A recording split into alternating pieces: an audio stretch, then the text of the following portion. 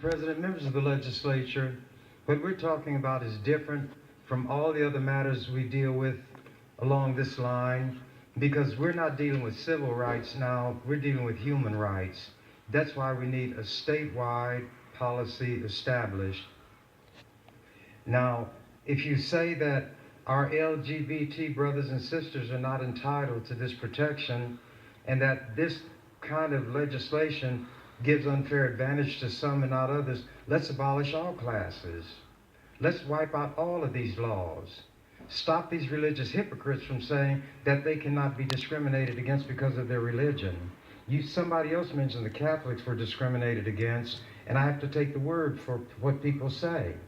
And now that they're not discriminated against, they say, thank God, now we can discriminate against others.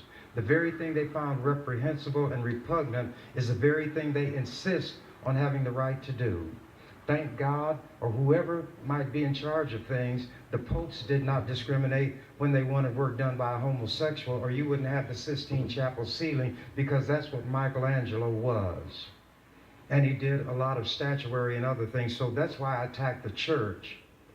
And the church takes this position against these people, and I don't care what anybody says that makes me, I'm going to deal with the wrongdoers, whatever cloak they wear. Like Senator Geist, and they talk about how they believe in respect for everybody and treating everybody with humanity. I'm ready for them to say, but these other people, they don't fit in that. They don't count. So I say let there be freedom and justice for everybody, or freedom and justice for nobody. Senator Pansing Brooks had mentioned that religious people can get their rights, and then they want to determine what is right and what is holy. She gave them too much credit. They want to determine who is human. That's what they're saying. Some people are not entitled to be treated like human beings. And every time they have some hypocritical preacher up there, and I'd say they all are, they don't speak out for those who, like Jesus, was scorned, a man of sorrow, acquainted with grief. When they apply that to Jesus, Christians choke up, yet they are imposing those very burdens on their brothers and sisters. Are you your brother's keeper? Are you your sister's keeper? That's why I say religion is a bunch of hogwash. What becomes of the golden rule while I'm on religion? As you would that men do unto you, do ye also to them likewise. I know how Catholics want to be treated, because they yammer about it all the time. And they've got more power than any other single religion. They've had a Catholic president. The king of the religious world to some people is a Catholic, the Pope. Then they say they are persecuted, and they're the persecutors.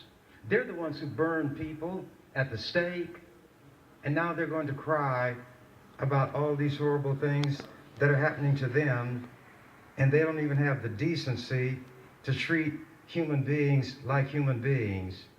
You often hear the term all people, but then these religious people want to parse the word people.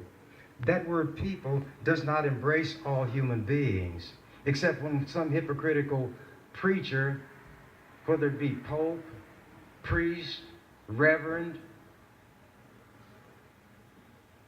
it doesn't mean all people.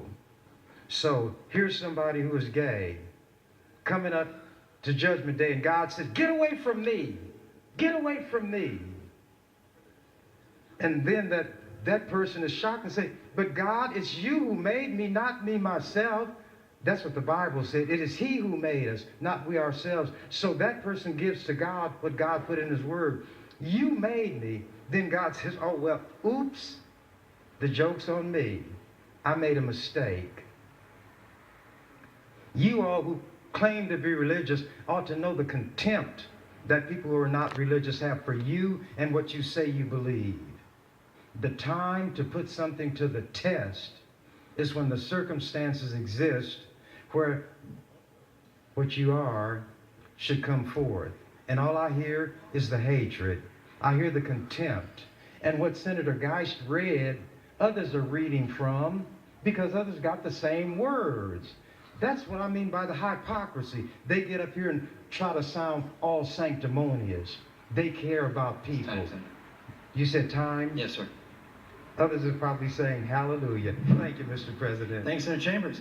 Senator Pansy Brooks announces the following guest visiting the legislature today. We have with us Jacob Lambert, who's a UNL intern.